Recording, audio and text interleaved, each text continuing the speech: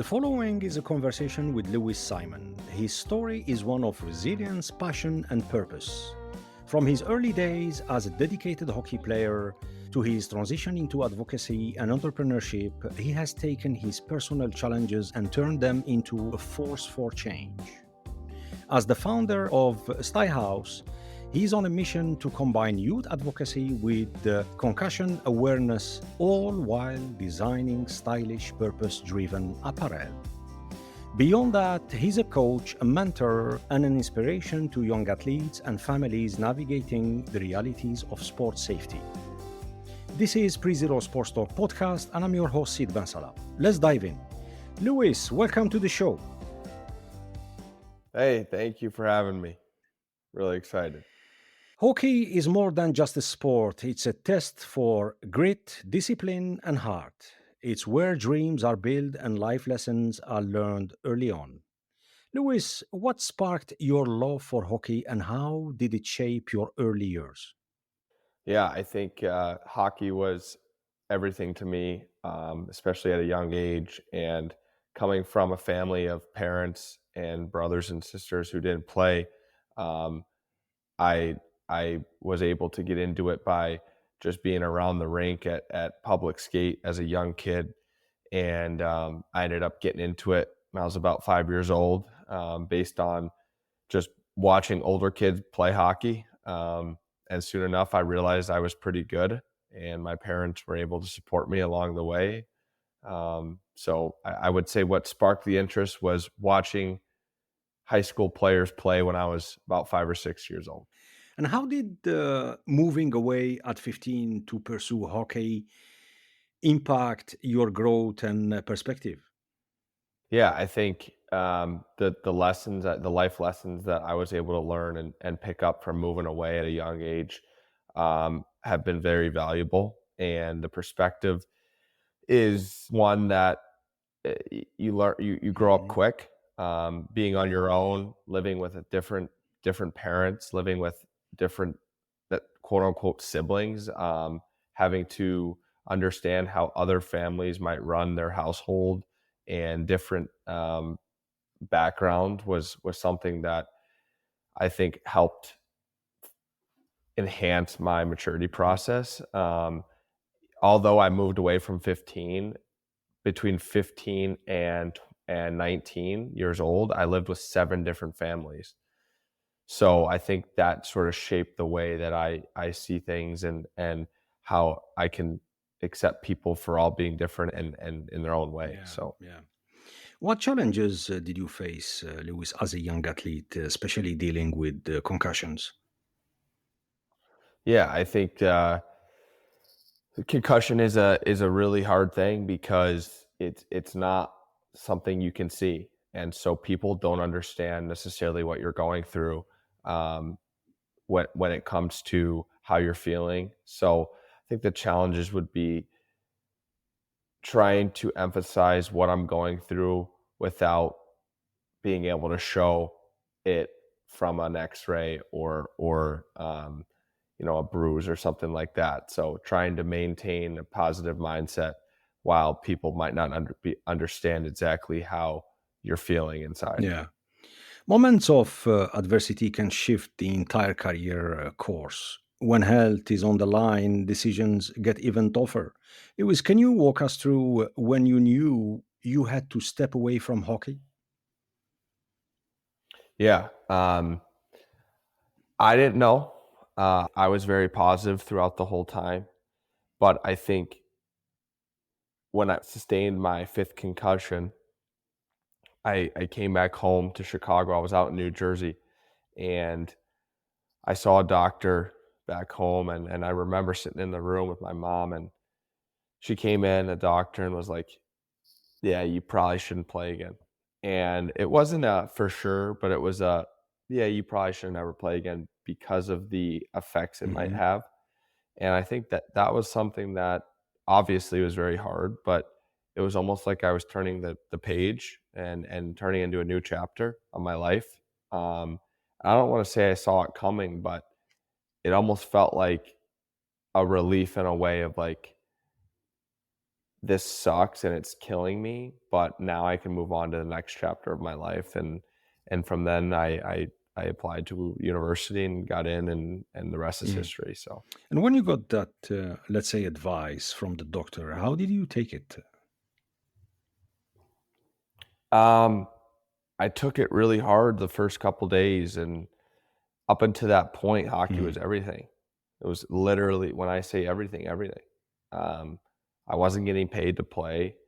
I was sacrificed a lot of my youth to try to pursue playing in the NHL, and that's really all I knew and all I had at that point. And so hearing those words and being around family the next couple days is hard. And I had to find a new passion and a new reason, and that was my biggest struggle. And um, that's how things started developing with what I'm doing Mm. now. And what was the hardest part about dealing with brain injuries and the recovery process?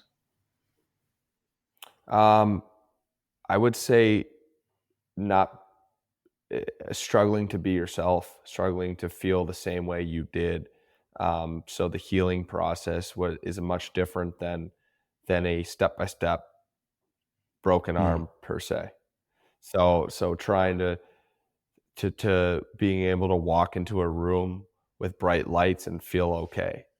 Um, that's it's scary. It's a weird feeling, because your brain, when your brain gets affected, it can throw a lot of other things off. And so I've been off. I still struggling a little bit, but it's been almost 5 years now of trying to heal and get back to close to Mhm. 100%. So I would say it's the feeling of not feeling normal when you should. Yeah. This kind of injuries, there is no prediction in terms what next week, next month, in couple of months, what the effect will be. It's kind of tough. How did this experience led you to a new purpose in life, Lewis? Yeah, I think that I was raised to have a very positive mindset outlook on things. Came from two great parents, and they always pushed me to be positive and have an open mind. And I think that when when I was going through this, I had to realize that there's a reason, and there's a reason why. Even though it's hard to feel that way in the moment, there's a Mm. reason. And and the purpose, and finding a new purpose, and giving back to the youth, and getting into coaching, and eventually graduating from Northwestern University. I think that that was all in one. My purpose was to go become a normal kid in a way, and get a degree, get a school degree, which at the time I wasn't sure what was going to happen. Um, and being able to start my own company, and a passion for clothing, and getting into concussion research and awareness, and all these things almost subconsciously became my purpose. So I think I think to answer your question, it all happened for a reason. And although I missed the game and wish I could be playing it, I'm really happy with where I am right now. Yeah. Turning a personal challenge into a brand with a mission isn't something many people do, but sometimes creativity and purpose collide in a powerful way. What inspired you to start Stay House, and how does it address concussion awareness? Yeah, I think it's a double-edged sword, because I was able to start a clothing line, as well as um, attach it to something that's I'm very Mhm. passionate about, as we've talked. So I think, as someone who's always been into fashion, always been into to clothing, that was sort of my initial idea, was to do something that was more of a fun project. And soon enough, I realized that I could do both at one time. And I was able to develop a really cool, different modern day youth apparel company and partner with Concussion Legacy Foundation, which is a leading research and CTE and concussion awareness foundation that has been great to me and very, very generous to me, and vice Mm. versa. I've tried to help them out as well as I could. So, Yeah, yeah. yeah. And how do you balance Louis' creativity in fashion with the mission of giving back?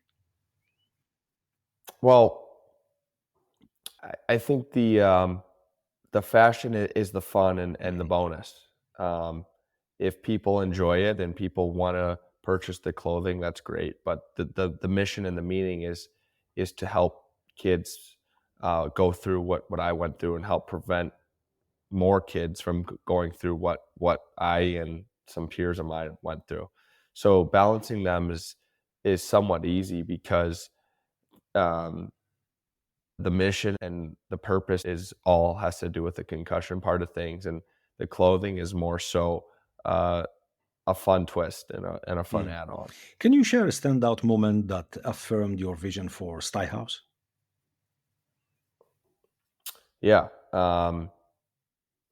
When I was creating the name, I was having a hard time finding something that again can be two in one, where it could kind of have a meaning of something to do with clothing and then also tie in something to do with what my purpose is. And so when I was coming up with STY, stands for strengthen the youth. And that was sort of the moment of like, I got it. I got it. The vision's there. Good style, something to do with fashion. But then in the same sentence, strengthen the youth. And it just all kind of hit. And I'll never forget that day. And I was sitting with my best friend at the time, and we were talking, and I said, Jericho, I got it, I got it. It's come to me, and then from that point on, it's been all gas, no brakes. And how long it took from the So, idea itself to finalizing and approving, let's say, the name and the brand identity? I would say it took almost a year to finalize Mhm, everything. Um, One of the hardest parts was finding a mhm, manufacturer for the clothing, someone that I liked and someone that had good quality and good mhm. service and all that. Um, and then the foundation, when the foundation, Concussion Legacy Foundation, and I started to align between that and the manufacturer, that's when things became a lot Mm. clearer. So I would say And almost a who year. decide about, let's say, the design itself, the colors, the fabric type, the sizes as well? Because sometimes it's yeah. Who does all this? Do you have Yeah. a team around you that help you with? I do have a team Mhm. around me. But I do most of it. So I do have a marketing and a social media person and someone that helps me with design. But um, the colors and the Mm. materials and all that is a lot done by me. Yeah. So And what sort of yeah. feedback you get from customers or clients? Um, well, in 3 years, I've only had one or two Mhm. returns.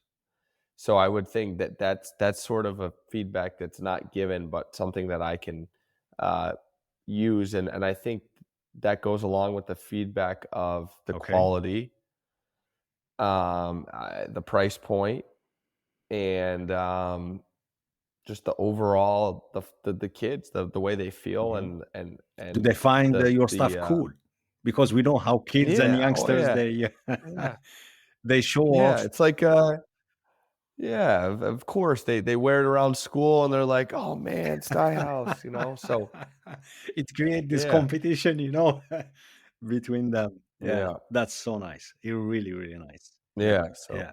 yeah, And I guess it can get overwhelming. I mean, I know a little bit about uniforms and outfits and stuff. By hosting events, we need to have a line of products, and there is all the deadlines from the minute you hit order, and praying that everything will come on time, and then praying as well when you open the boxes that there is no surprises, So Yeah. yeah, it Yep. can get Sounds familiar. yeah, yeah, it can get overwhelming. Yeah.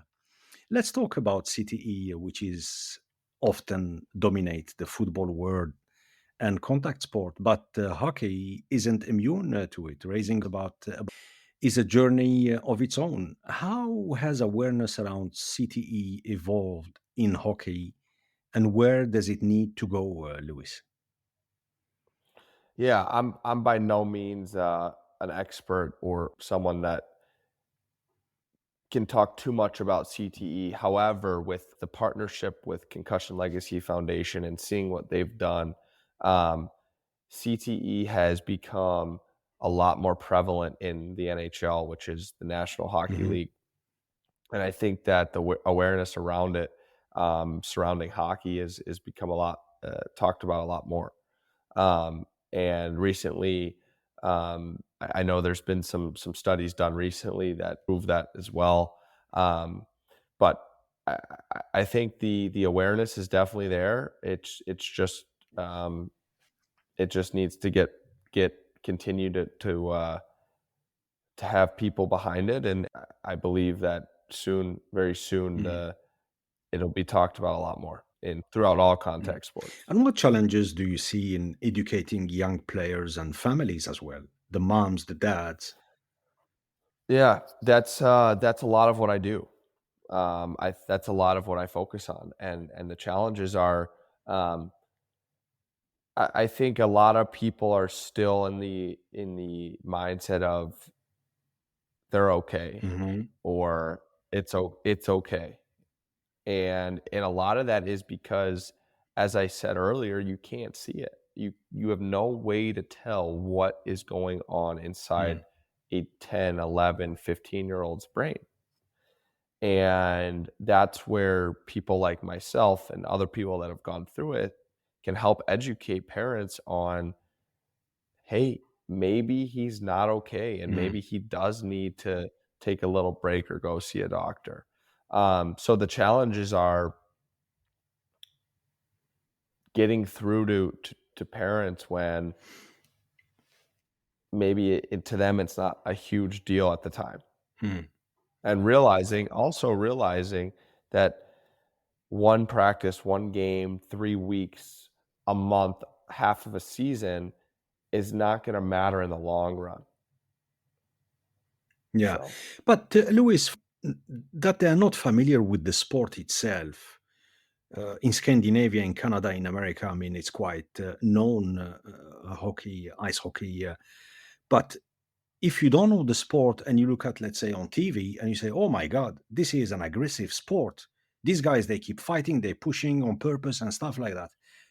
Are there, let's say, policies within the sports regulation itself or innovations you think could make the sports safer?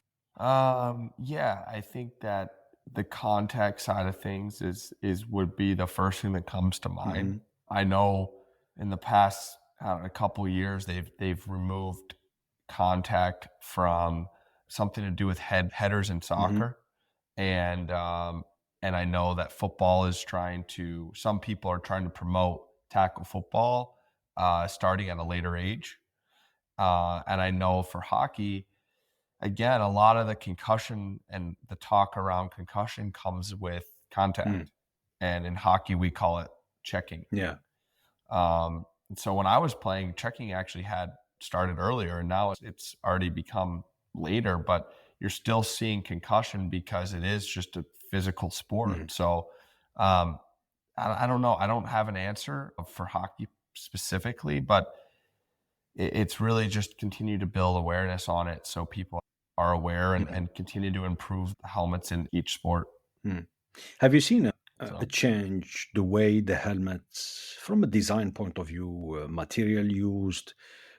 Have you seen a change in that area when you started playing hockey and now? oh yeah, oh yeah, huge Mm. change, um, and hopefully that continues to get better. But yeah, the helmets from when I was playing, when 10 years before I was playing to now are drastically different, and hopefully it'll start improving things. Yeah, yeah, So yeah.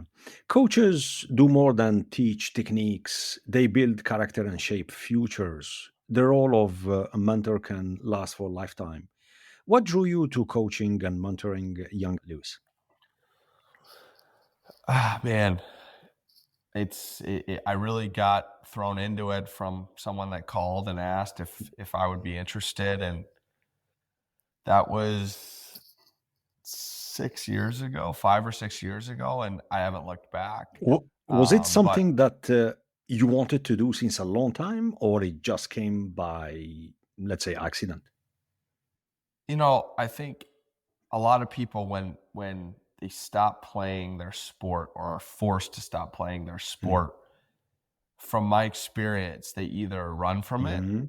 or they want to become in it Involved. even Yeah. more so in a different way. And for me, I was almost 50-50 on both sides of it, where I was like, all right, I'm gonna get into coaching. I want to stay in hockey, but then I also wanted a break at the same time. Mhm.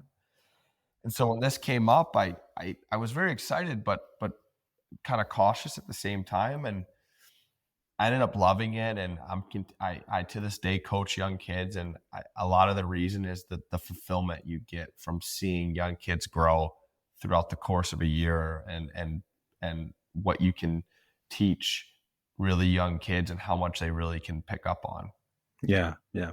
How do you approach conversations with parents about sport safety? I try not to overdo it Mhm. because you don't want to scare. I deal with a lot of young parents, young kids, young parents, and you don't see a lot of this at a young age, 8, 9, 10, 11. It's not something that needs to be too worrisome. Mm.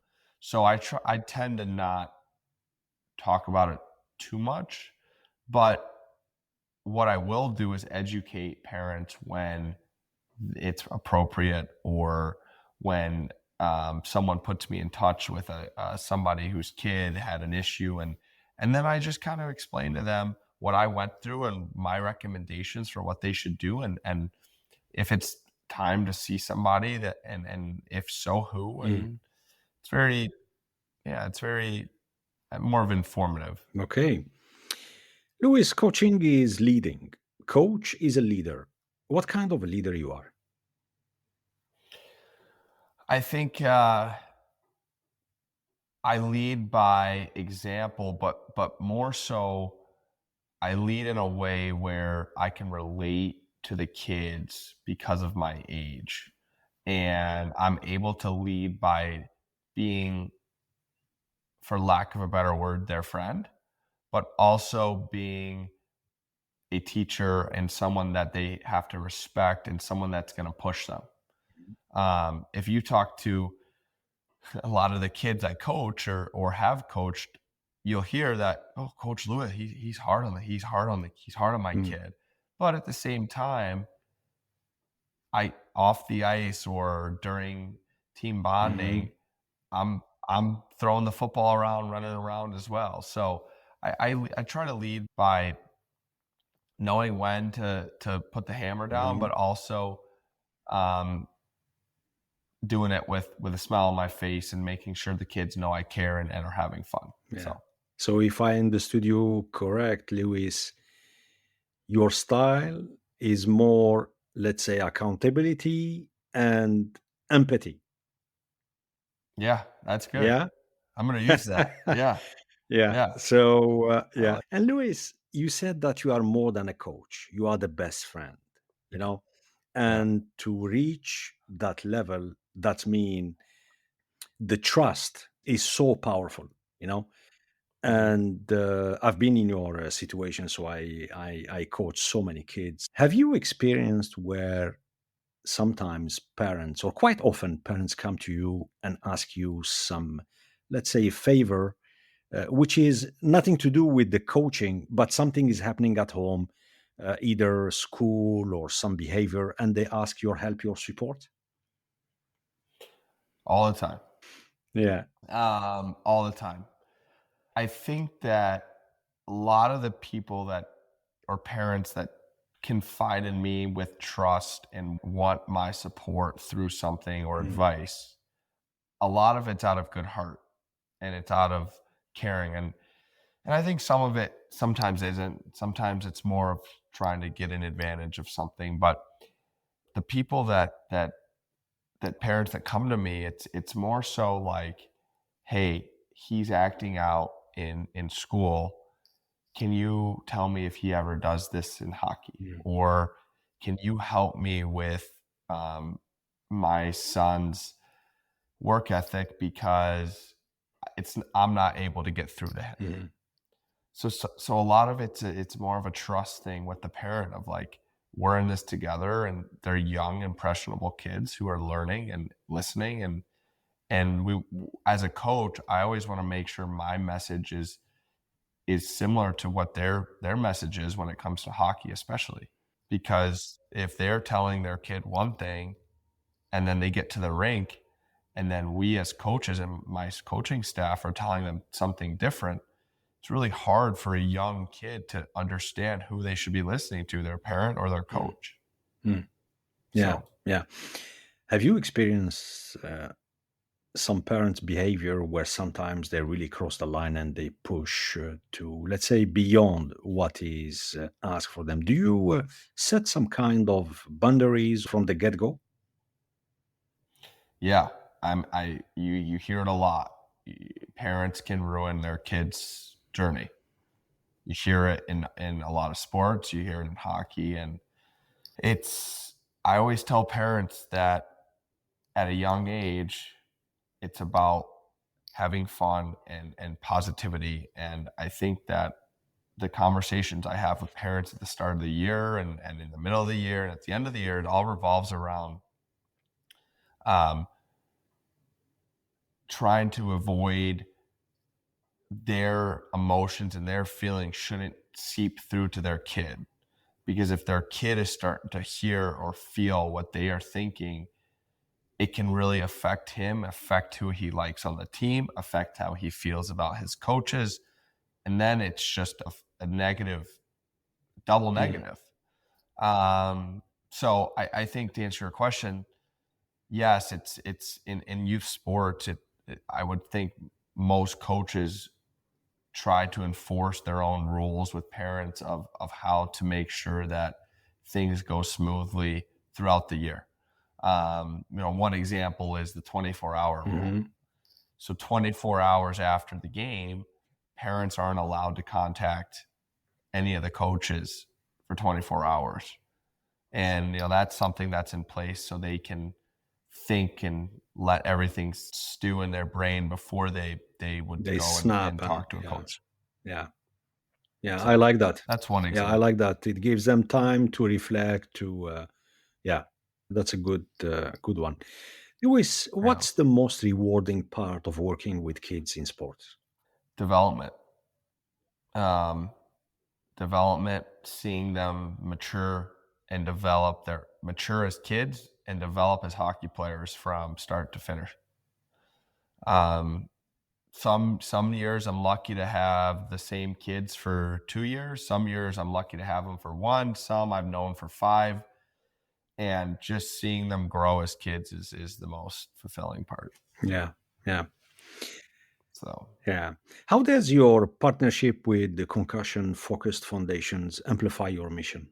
um they're really the meat and the reason and everything around surrounding my mission. The founder, Chris Nowinski, is now become a friend and someone that I look up Mhm. to, a mentor of mine. And I think the what they're doing and how passionate they are, they have a whole team now, um, really helps push me to also have a reason to continue to do what I'm doing. But I just think that the partnership with them has been great, and without them, I wouldn't be here with Styhouse. Yeah. So Can you share a story of someone whose life was changed by your advocacy? yeah, yeah. There's a couple that come to mind, but one specifically is a young kid. from Mhm. Chicago, and he had to stop playing contact sports at 9 years old. Mhm. 9. Wow. He, I believe, went through a lot and is continuing to go through a lot and has been working hard to get over some of his side effects. And so his mom reached out and just wanted some Mhm. advice, and the advice turned into um, hanging out with the family and becoming sort of a advocate for the little guy, and that turned into me putting them in touch with the Concussion Legacy Foundation, and now both of the parents are on the advisory board for CLF, and the kid is very involved with trying to help where he can. Even though he's a young kid, he's very, very smart and very mature. And he even was the founder, Chris Nowinski. He was Chris for Halloween this past Wow. year. So that kind of became full circle for me. And um, I just he's been the family's been great, and that we were able to hopefully help change the kid's life. So Yeah, fantastic. That's the power of sport, yeah, right there. It brings community together, it brings people together, and it has the power to trigger the right initiatives and action. Yeah, yeah, yeah. yeah. So Sports culture isn't just about wins and losses anymore. It's about mental health, safety, and the human side of every athlete. How is the conversation around mental and physical health changing in sports, Lewis? In your opinion? yeah, I think when I was playing, I'm not that much older than a lot of these kids I'm dealing with, but when I was playing, most of the coaches I had were considered tough guys or old Mm, school or yellers, and we all that's all we knew, and so we responded to that, and that's all mm, we knew, and some of my best coaches were the hardest on me and were not mentally abusive, but were very tough. mhm. And I responded to it well, and a lot of people did, and a lot of people didn't. But I think the biggest way it's changed is kids nowadays, they don't really respond to that well. And what I'm realizing, and it's something that we talk about as coaches, is kids are now responding differently to the yelling uh, the draining coaches, and so you have to find different way to coach. Some people, especially some of these older coaches that have been doing it a Yeah. long time, have had to sort of change their way they approach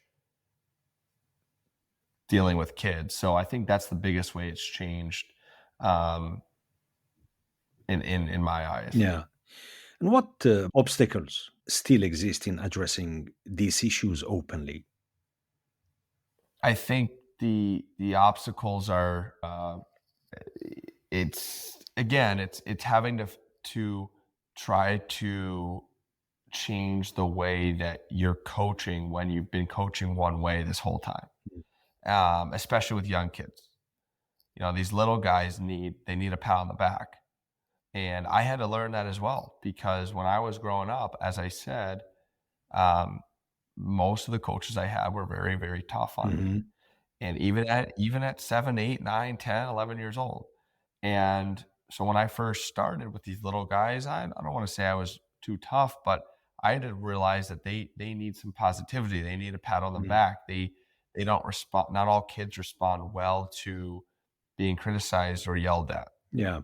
I think So yeah, I think with the older method back then, the coaches, like teachers as well at school, it's there was this culture of kind of setting the tone from the get-go in terms of hierarchy and in terms of who's the boss, you know. mhm, And most of the time it's from a coach or a teacher or an instructor, position is my way or the highway.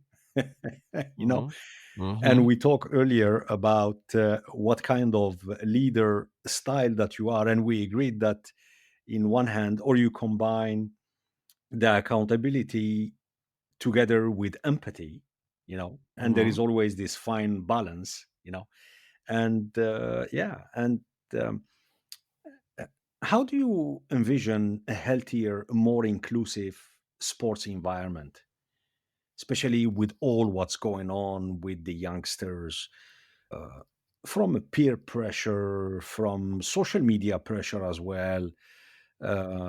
Because one of the sports quality when youngsters they join a sport, a club, a team, it's to build this mental resilience. They're part of a team. Yeah. From they understand what's their role, their obligation, and the role of a coach. It's basically to do that.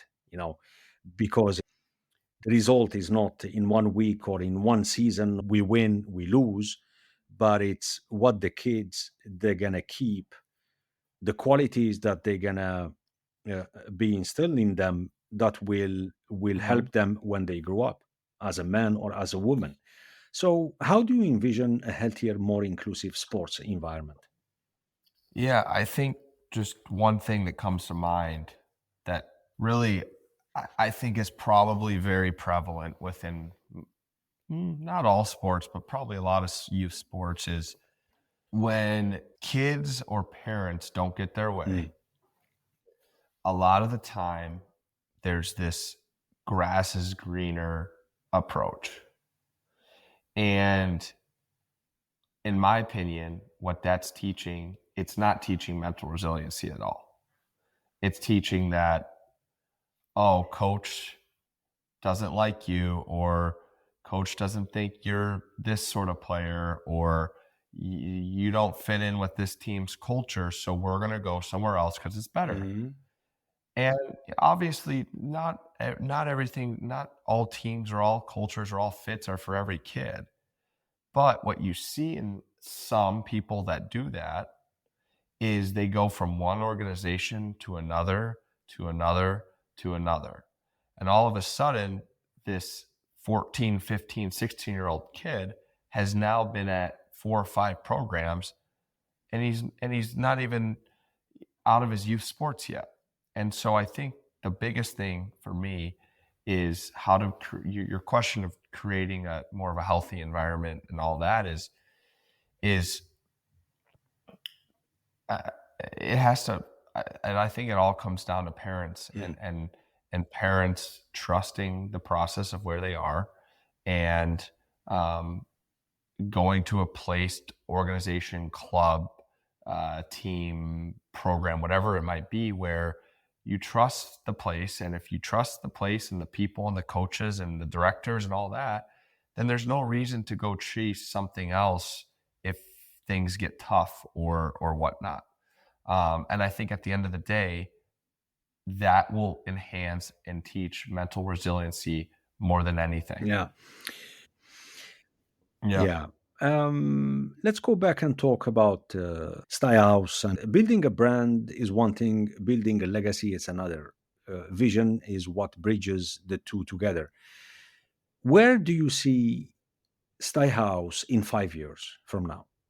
Yeah, it's a question I asked myself actually a lot recently as I'm building a career in sports within coaching and at Wasserman Hockey, as hopefully pursuing becoming a sports agent full time with them at some point. Um, I also have this pride and joy under my hands with Styhouse. So I'd say in 5 years, I'd hope to have a larger Mhm. role with leading a youth movement with the Concussion Legacy Foundation. And then I hope on the clothing side that we continue to grow and I start seeing more orders from more outside Illinois and the Midwest, and I start seeing orders from Arizona and Sweden and Canada and all over. So that would be my goal in 5 years. Yeah. And the clothing line, is it Yeah. for both boys and girls? It is, but it's more so for For young young boys, I boys. would say. Yeah. And you planning Yeah. to expand the line in the future? Yeah. Yeah, yeah. I think in the near future, I've had some people recently ask about some girls' clothes, and it's coming, but we got to kill the boys' side first. Yeah, yeah, you have to keep the momentum. It's not easy. It's not an easy Yeah, task. yeah, How yeah. will you continue to grow your impact on youth sports safety? Um, I'd say just trying to impact more kids at I don't want to say one time, Mm. but there's only one of me, Mhm. which is it is what it is. But if I had to make 100 phone calls to kids and talking to parents, it'd be much easier to do on a Zoom, maybe with 20 of the parents at a time. And I just think of trying to addition by subtraction, meaning more kids, more families, but less time in a way where it's like more information sessions and more time spent with different kids on what to do to help improve their symptoms or whatever. So Mm. And yeah, what's next for you in this journey? in life or in Sty House or I leave it to you. okay. Yeah, I this is my first Mhm. year. In 20, I'm 25. You knew that, Mhm. but this is my first year in 25 years, except for my infant years, that I have not been in school or playing Mhm. hockey. So it's been a lot different because all of a sudden I have a little bit more time on my hands and not so much of a commitment to certain things and deadlines and all that. However, I would say what's next is to have more time to spend on Sty House because, like I said, I'm not in school and I'm not playing, but also continue to advocate for concussion safety within young kids, continue to coach and help these kids develop, and then start to really hone in on my career with Wasserman Hockey and hope to continue to build there and eventually become an agent. Mm. So, Yeah. What's the most important lesson you've learned from your journey? um, there's a few that come to mind. Um, we use this resiliency word a lot today, Mm. the last bit. I think being resilient, being open minded, because when I had to pivot once or twice or three times, I was able to have an open mind during all that. And then also just the value and the feeling of you don't always have to have a pat on the Mm. back when you're working hard or when things are going well, and because people will recognize that and things will happen for a reason. And I think that was something I learned as well. Is you don't always have to feel like you're working hard or you've done a good job recruiting or you've helped 9 kids in the last week, so you deserve a reward. I think it's like just keep putting your nose down and doing the right thing, Mm. and good things will Yeah. happen. Yeah. What would you tell someone looking to turn their struggles into purpose? Um, I would say call me. No. Um, I would say if it's something that is a Mm. passion of somebody or there's a lot of ways to get involved. Yeah. Um, and in all seriousness, I would say reach out to me, my company, to the Concussion Legacy Foundation, and see if there's a way that if you have passion or purpose behind this, see if there's a way that you could be involved in some way. No matter where you are, or where you live, or how old you are, there's always a way to get involved in something as important as this. Yeah. Yeah. Okay. All right. Before we wrap up, let's have some fun with a quick lightning round. Okay, Ready for a I'm speedy in. Q&A? Let's Yep. do this. One item you never leave home without. My phone. Yeah, obviously. Yeah, my phone. Yeah, yeah. You can function without? My phone is my phone is my work. I have one work phone for a bunch of different jobs and my email and everything. So I gotta Yeah, have it. yeah. What can we do without? Yeah. Favorite hockey memory growing up? Winning the Squirt Major championship in Sheboygan, Wisconsin. Hmm. Okay.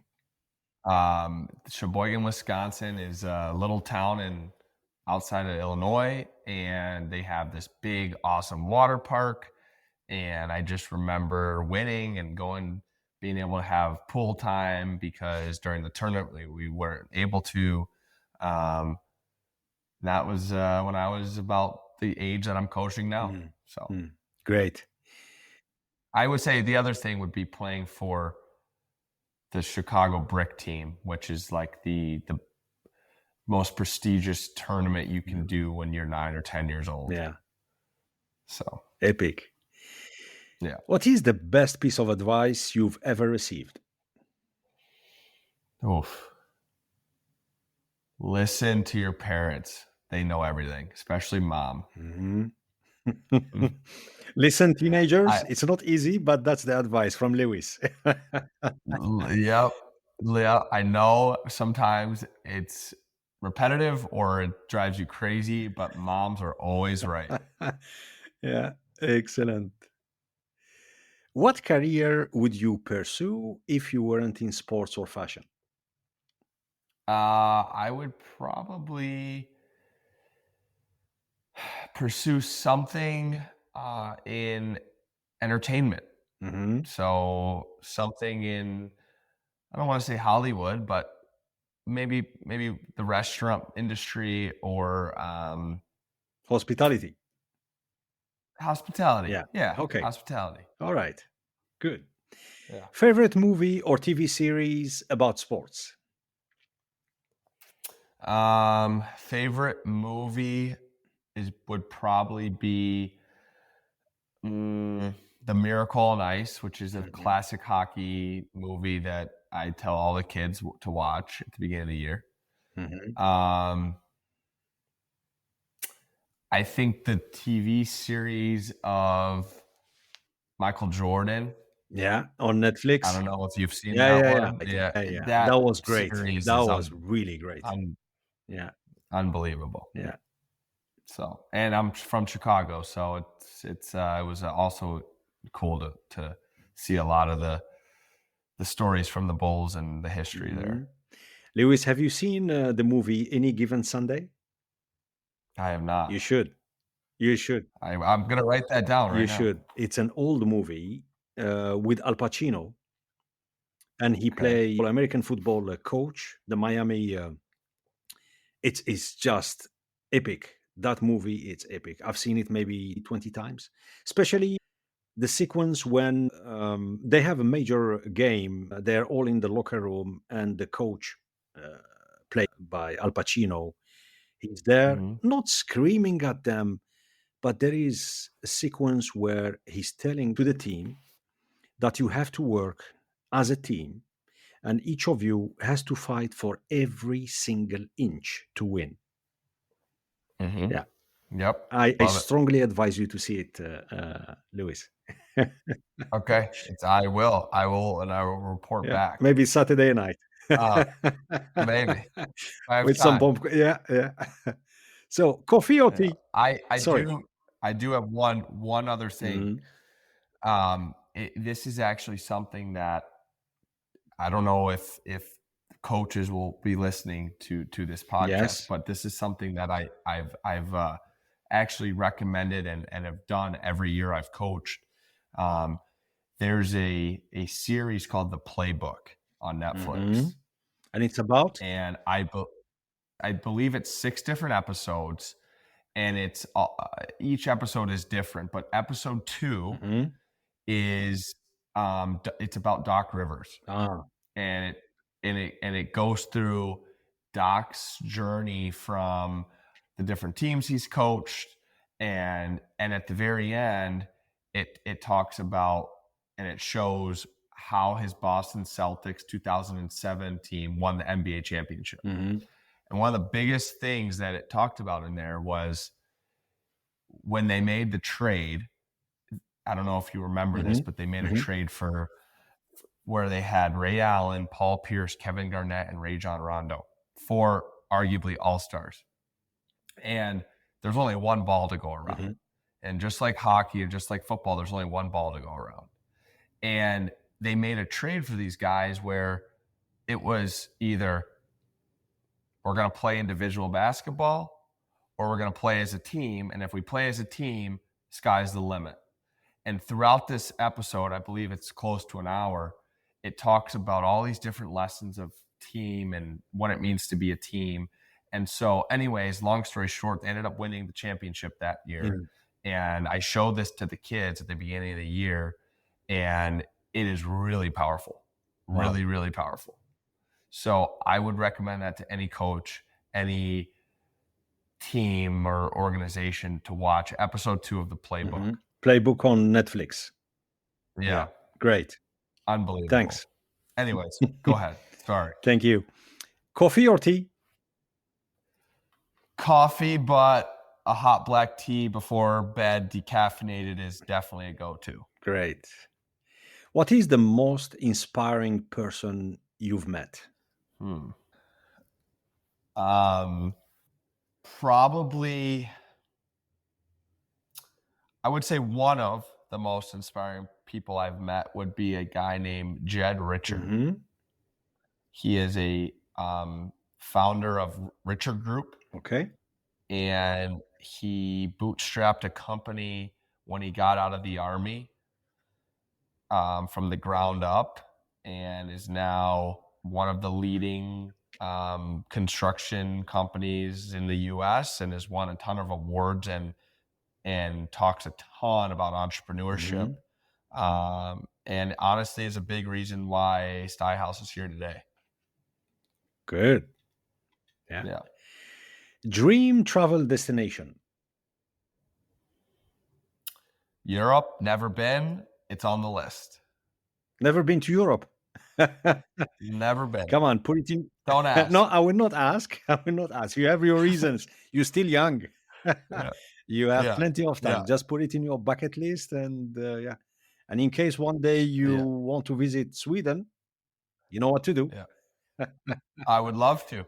Maybe you can help me with my where to go in Europe, because I'm all over the map. No worries. Yeah. All right. If you could have a dinner with a historical person, who would it be and why?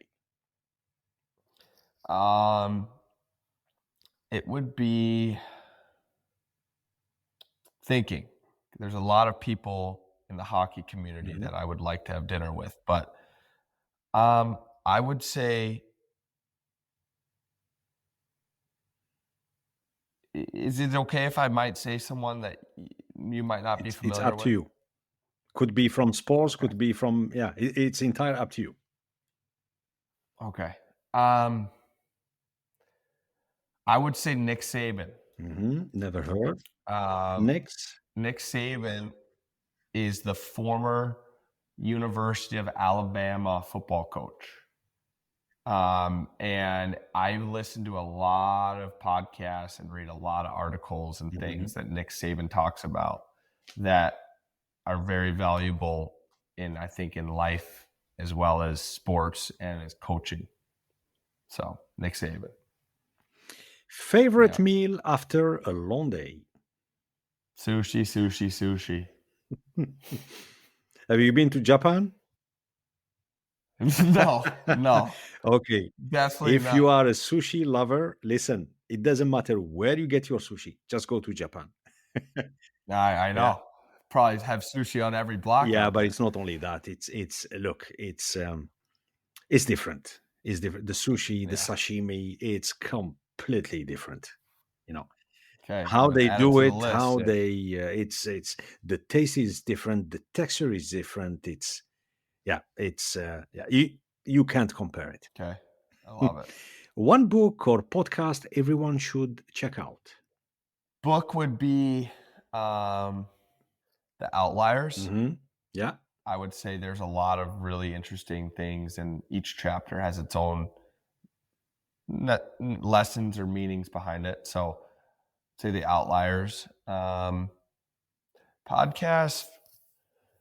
I love podcasts. There's too many good ones, but I would say The Outliers. Okay. Good. What's a hobby or interest you have that might surprise people? Shopping. Shopping. Good one. Good one. Um, yeah, I love to shop. It's bad. Yeah. Yeah. Good. I wanted to ask Yeah. something, but yeah, forget it. Yeah. Yeah. No, go Yeah. ahead. Go ahead. I'll talk Yeah. If about you it. love shopping, for sure you have so many stuff that at first you don't even want or need. Yeah. Yeah. Yes, I have a shoe addiction. Ah, okay. Um, and I definitely have a lot of things I don't need, Yeah. but it's a problem, but It's an that's something I addiction, man. love. Yeah, it's an Yeah. addiction. Yeah. Yeah. Great. Great. Lewis, if you could instantly learn a new skill, what will it be? Well, I'm in the process, but it's taking a lot Hmm. longer to learn it, and it's golf. I never grew up with golf in my life. My parents never Hmm. played, and it's very important in the industry I'm in to be good at golf. So if I could just learn golf like this, I would, and it would be great, but it's taking me a lot longer. But you want to learn it just as a hobby, let's say to network as well, use it as a tool to network, or you want to, Correct. okay, then it's easy. Correct. But I enjoy it. Yeah. I enjoy it Yeah. too. As long as if you I can enjoy spare 4, 5, 6 hours on a golf it. course, yeah. But it's Yeah. it's a Yeah. fantastic sport. It's really a nice sport. Yes. And I would also say I would love to learn how to play the guitar. Cool. I'm trying to teach myself, but I'm not a good teacher to teach myself a guitar. I realize that. Yeah. Yeah. But here we go. Since you are in the fashion, Yeah. try to get some inspiration and try to filter your products within the golf community in the future. Yeah. Yeah. It's a good one. I'm Yeah, trying. it's a big community, man. Yep. It Yeah, is. It's yeah, growing. yeah. One piece of advice to the listeners on any topic, especially the youngsters. The youngsters, man, I would say that for the young teens or anyone in their early Hmm. 20s, to make sure that you check on your buddies, especially the ones that are really passionate about their sport, and make sure that things are going okay, and be there for them when they need you, because a lot of times sports is kids outlets, and sports are a way for kids to not think about what's going on at home or what's going on at school. And when sports don't become fun anymore or don't become that outlet, I think a lot of that is because of the pressure from their parents or the pressure of things going on. And so, be a good teammate, be there for your buddies, be there, make check in, do a check in with your boys, and see and make sure everything's going smoothly. And I think that'll go a long way. Great. So, yeah, Lewis Simon, thank you very, very much. It's been an absolute pleasure having you on the show. yeah, Sid, this has been great. I'm really passionate about all of this, and I love what you're doing. Before we wrap up, Lewis, can you tell our listeners where they can contact you, learn more about your work, or connect with you online? Yeah, they can contact me via a lot of different ways. LinkedIn, I check LinkedIn all the time. Happy to respond to things on LinkedIn. They can use my email, which I will make sure we get access to, and also can reach out via the Stylehouse website, which will be directed to me anyways if you wanted to learn more. Yeah, yeah. Thank you so much for sharing your journey, your passion, and your mission with us today. It's clear that your story isn't just about hockey. It's about resilience, purpose, and making an impact that extends far beyond the ice. For those who want to learn more about Stylehouse or support advocacy for youth sports safety, head over stylehouse.com. Again, stylehouse.com. Every purchase supports a greater cause. I leave you with a quote from Nelson Mandela. Sport has the power to change the world. It has the power to inspire, it has the power to unite people in a way that little else does. Thank you for tuning in to the Pre-Zero Sports Talk podcast. Don't forget to rate, review, and subscribe to our show. Until next time, stay inspired, keep making a difference, and we'll see you soon. Bye-bye.